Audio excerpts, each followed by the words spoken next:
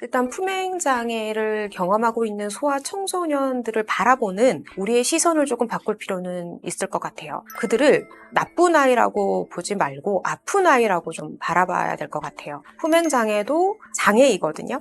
근데 아이러니하게도 품행장애를 겪고 있는 아이들의 부모님을 좀 만나보면 오히려 내 아이가 청소년기이기 때문에 비행을 좀 저지르는 나쁜 아이인 게 낫지 정신과적으로 문제가 있는 아픈 아이로 인정하고 싶어 하지 않아요. 참 아이러니한 거죠. 아픈 아이면 치료를 하면 되는데 치료를 받는 거에 대한 거부감이 좀 커요. 내 아이가 정신과적으로 문제가 있다? 이걸 받아들이는 걸 되게 어려워하시거든요. 근데 내 아이가 달라지길 바란다면 아프다라는 걸 인정하는 것에서부터 시작이에요. 그래야지 아이를 조기 발견할 수 있어요. 품행장애를 겪고 있는 소아 청소년들은 그 이유가 생물학적인 원인과 심리 환경적인 요인이 통합적으로 취약할 때 우리가 품행장애를 겪게 되는데, 생물학적인 요인에 대해서는 우리가 약물 치료가 들어가면 되고요. 근데 심리 환경적인 문제는 약물로만은 좀 어려워요. 그래서 심리치료, 정신치료가 꼭 필요한 게 품행장애이거든요. 품행장애 소아 청소년들이 갖고 있는 잘못된 신념이 뭐가 있냐면 타인의 의도를 적대적으로 받아들여요. 쟤가 나를 왜 쳐다보지? 저거는 나를 무시해서 그러는 걸 거야. 쟤가 왜 내 옆을 스쳐 지나가면서 나를 툭 치지? 이거 나 공격하는 뜻 아니야? 그래서 품행장애를 경험하고 있는 친구들을 상담하다 보면 이런 얘기를 되게 많이 해요. 선생님, 걔가 나를 공격하기 전에 제가 먼저 공격해야죠. 그럼 저는 당하고만 살아요? 걔가 나를 먼저 무시했는데 그럼 난 가만히 있어요? 근데 그 친구들에게 객관적인 상황을 물어보면 객관적인 상황에 대한 언급을 잘 못해요. 왜냐하면 객관적인 상황보다 그 상황에 일어났을 때 내 마음에서 우러나오는 그 깊은 신념이 이 아이를 지배하기 때문에 객관적인 상황이 중요한 게 아니에요. 그래서 인지행동 치료로 품행장애 아이들을 치료할 때는 이 아이들이 가지고 있는 이 잘못된 신념을 교정하는 것에서부터 시작이에요. 그렇게 쳐다볼 수도 있구나. 쳐다볼 때는 그냥 내가 궁금해서 쳐다볼 수도 있고, 내가 아니라 내 주변을 쳐다볼 수도 있고, 걔가 나를 툭 치고 지나갔을 때는 걔도 실수해서 그럴 수도 있구나. 걔가 나한테 별다른 뜻이 없구나. 그리고 누군가가 나를 공격해도 나는 그 다음에 대응을 잘할 수 있어. 내가 먼저 공격하지 않아도 누군가가 나를 무시하거나 공격해도 내가 거기에 휘둘리지 않고 나는 잘 대처할 수 있어. 라는 신념을 교정해 줄 필요가 있어요. 내 아이가 품행장애 경향성이 있다라고 생각하시는 분이 지금 이 영상을 시청하신다면 감정을 어떤 식으로 아이와 소통하고 있는지, 교류하고 있는지, 나는 감정을 제대로 인식하고 있고 내가 내 감정을 아이한테 건강하게 전달하고 있는지 한번 확인해 볼 필요가 있어요. 아이는 부모의 감정을 먹고 자라나거든요. 부모가 불안하거나 또는 부모가 화가 많거나 부모가 스킨십을 싫어하거나 부모가 신경질적이거나 부모가 감정 기복이 심하면 아이는 그대로 보고 배우고 학습해서 자라요. 그래서 지금 아이가 보이는 공격성이 조금 잔인하게 들릴지는 모르겠지만 지금 이 영상을 보고 계시는 부모님의 공격성을 고스란히 닮았을 가능성이 커요.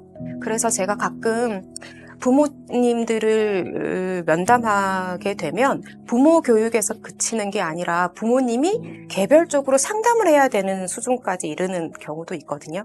그래서 지금 이 영상을 보고 계시는 분이 부모님이시라면 혹시 내가 아이를 떠나서 내가 조금 더 건강하기 위해서 내가 달라질 점은 없을까? 내가 변화해야 되는 점은 없나? 나는 감정적으로 건강한가? 내 정신은 지금 평온한가? 한번 살펴볼 필요가 있어요. 내 감정은 아이한테 고스란히 투사가 돼요. 나는 성인이지만 아이는 아직 자리를 잡지 못한 자아 상태란 말이에요. 그러면 부모님의 감정에 따라서 아이의 감정이 요동쳐요. 근데 아이들은 표현을 잘 못해요. 우리만큼 언어가 학습되지 않았거든요. 그러면 언어가 학습되지 않은 아이들은 부모님의 감정을 어떻게 되받아서 표현하냐 하면 공격적으로, 충동적으로, 화로. 아이들은 그 2배, 3배로 그 감정을 표현해요. 근데 가끔 훈육 자체를 안 하고 있는 품행장애 가정이 있어요.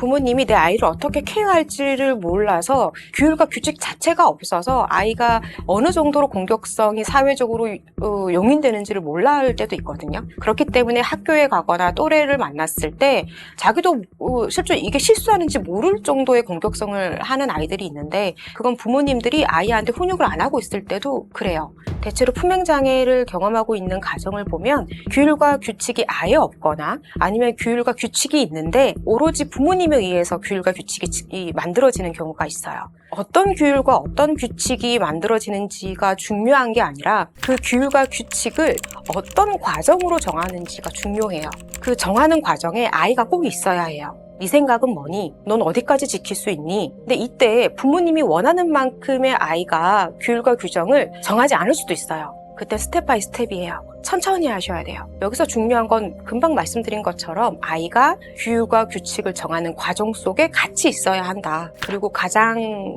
단기적으로 해결해야 되는 문제인데요. 품행장애를 경험하고 있는 아이들은 범죄 행동을 함께하는 무리가 있을 수 있어요. 아이가 싫어할지라도, 아이가 원치 않을지라도 실제 그 무리와 분리시키는 건 되게 중요하고 시급한 문제예요. 그 무리 속에 계속 있다 보면 내 아이가 누군가에게 가해자가 되기도 하지만 그 무리 속에서 내 아이가 피해자이기도 하거든요. 아이가 가해자이기도 하면서 피해자인 경험을 계속 끊임없이 한다라는 건 범죄 환경을 당연시하게 받아들이는 것을 학습하는 거예요. 그래서 아이가 지금 당장은 충격을 받고 힘들어할지라도 시급한 건 그 무리에서 분리시켜라. 내가 왜 너를 그 아이들로부터 분리시키는가에 대해서 아이에게 설득력 있게 끊임없이 이야기해 주셔야 돼요. 인내력을 가지고.